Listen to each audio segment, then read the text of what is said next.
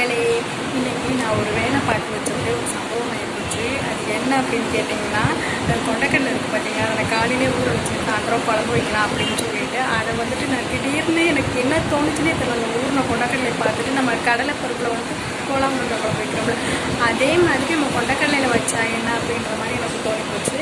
சரி நம்ம ட்ரை பண்ணுவோம் அப்படின்ட்டு நான் வந்து ட்ரை பண்ணினேன். ஆனால் அதை வந்துட்டு வீடியோ எடுக்கல. நான் குழம்பு வச்சது வந்துட்டு வீடியோ எடுக்கல. ஃபஸ்ட்டு நம்ம ட்ரை பண்ணி பார்த்துட்டு அதுக்கப்புறமா வீடியோ எடுக்கலாம் அப்படின்னு நினச்சி தான் நான் ட்ரை பண்ணேன்.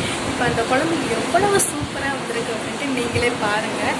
இப்போ நான் உங்களுக்கு பேக் கேமராவில் காட்டுறேன் குழம்ப. அங்கே போய் பார்க்கலாம்.